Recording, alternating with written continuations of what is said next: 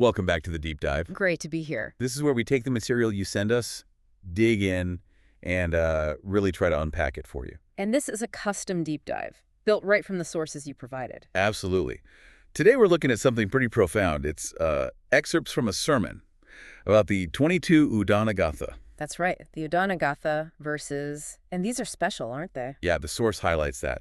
They're verses the Buddha himself just spontaneously uttered, not answering a question, just pure Dhamma realization bubbling up. Exactly. Purely focused on the Dhamma itself. So our mission today, using the text you gave us, which thankfully has English translations and explanations alongside the Pali and Thai, Crucial, yes. is to get a handle on this teaching.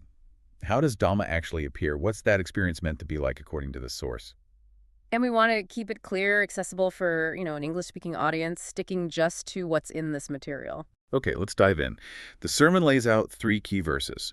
The first one, the translation given is, whenever Dhamma appears to the Brahmin who is observing diligently. All the Brahmin's doubtfulness will diminish, since he knows that Dhamma originates from the cause. Right, so Dhamma appears. What does that actually mean here? Well, the source is pretty clear. It's not just like an idea. It's described as a visible thing, something that manifests inside you. An internal seeing. Exactly, a direct experience. And this happens because the person knows that Dhamma originates from the cause. So what is the cause? The source points directly to purifying your body, your speech, and your mind. Okay, so it's about practice. Yes, diligent practice. And it says anyone can do this: householders, monks, novices, lay followers, anyone dedicated. So it's tied to those virtues mentioned, like giving alms, dana, morality, sila, learning, sutta. Liberality, kaṇḍa, and wisdom, kaṇḍa, exactly. Those actions, that conduct, that's what purifies you. That is the cause. It creates the conditions for this internal Dhamma to show up. Okay, and when it does appear, what is it that's actually seen?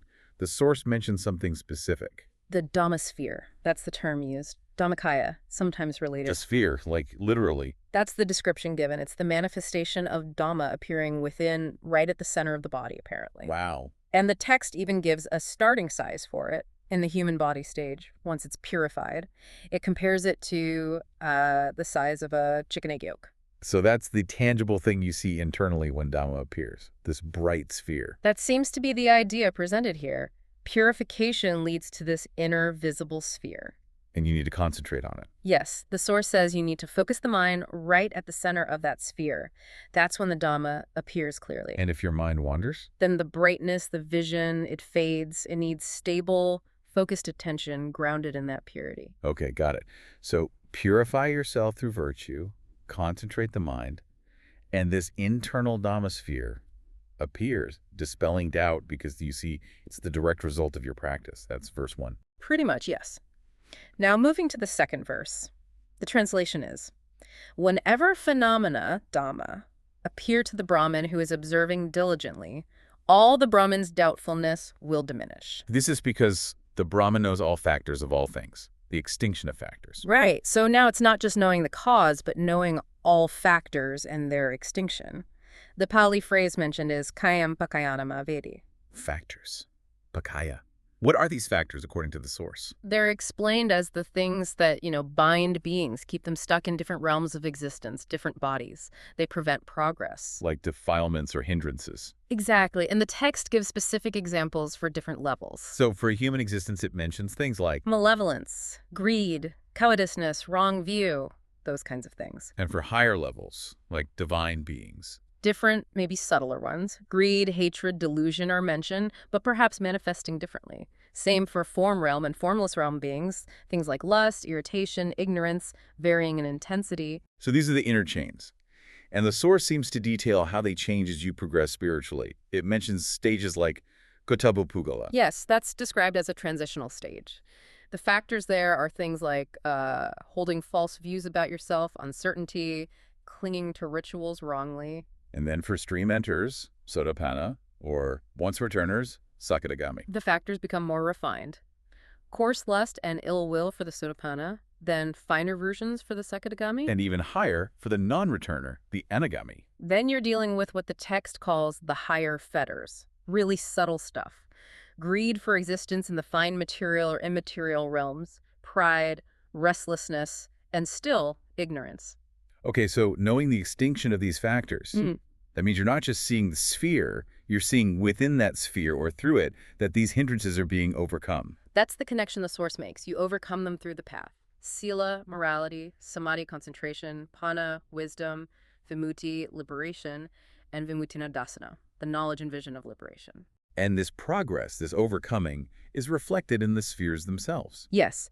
As you purify and overcome factors, you progress through what are described as increasingly refined internal bodies, refined human, divine, form realm, formless realm, and then the actual Dhammakaya stages. Like Gotapu, Sotapanna, etc. Right. And the Dhamma-spheres associated with each stage become clearer, larger, and brighter. So the inner vision changes as you progress. It reflects your state of liberation. The Source does give, specific sizes, starting from the egg yolk, growing maybe double that for the refined human, triple for divine. And then much larger for higher states. Jhana spheres, Dhammakaya spheres. Yeah, measurements like 8 cubits or 1 span or even 5 wa in diameter, a wa being about 2 meters. But the key thing isn't memorizing the exact sizes. It's the principle. Exactly. The increasing size and brightness symbolize the increasing purity, the successful shedding of those binding factors. You see your progress internally. So the numbers just emphasize the scale of the transformation and how tangible this inner process is described as being.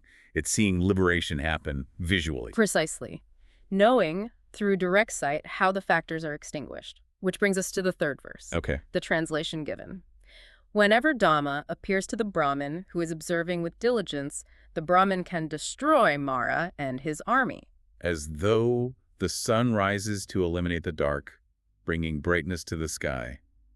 Destroying Mara, that sounds like the endgame. It is. The Source clearly links this to achieving the Arahanta stage, full enlightenment.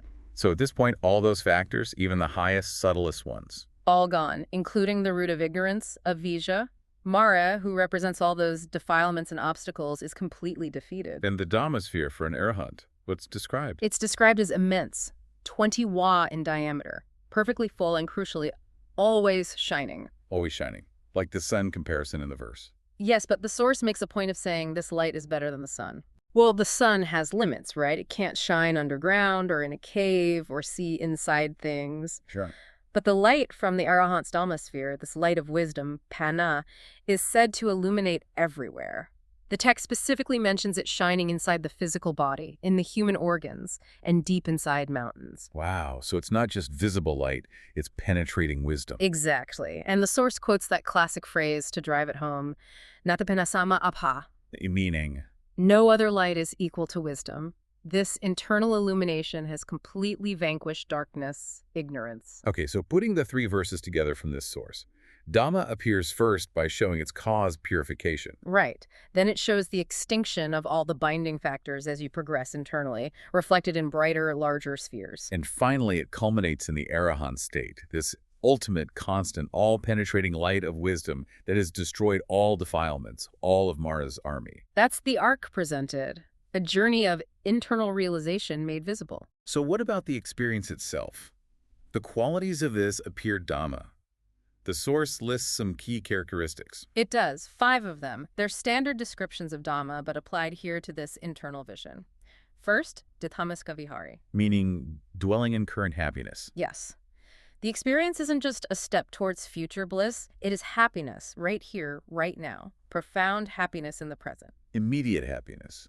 Which relates to the next one? Akaliko. Timeless, immediate. The happiness and the realization aren't delayed. The source says one will be happy at once. Time does not delay. As soon as you attain that sphere, boom, the result is there. Instantaneous. Okay. Third. Ihipasiko. This means worthy of invitation or verifiable. Come and see. Verifiable. An internal experience. That's the implication here. It's described as being so clear, so definite that you could theoretically invite others to see its characteristics. It's presented as having a kind of objective quality within this framework, not just a subjective feeling. Interesting, like saying, look at this internal landscape. Like fourth. Opanayiko.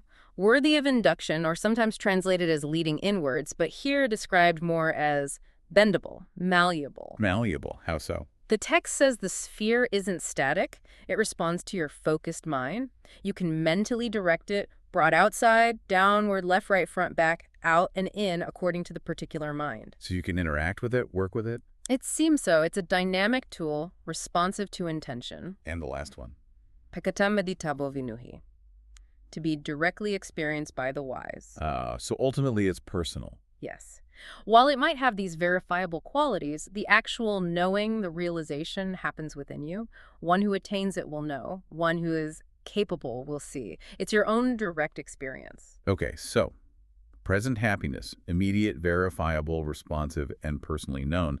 That gives a really strong sense of what this seed is supposed to be like. And this brings us back to context, and maybe to you listening. The source stresses that this Udanagatha teaching, as explained here with the spheres, it's deep, it's not easy to grasp just intellectually. Right, it says you can hear the explanations many times, but if you don't know which sphere is being talked about from experience. It doesn't fully land. The source suggests that those who have become Dhammakaya, who have attained these states through practice. They understand this teaching because they've seen it. Exactly. They have the direct internal reference point. They see the spheres. They know the stages from the inside. And the contrast is pretty stark, isn't it? Mm-hmm.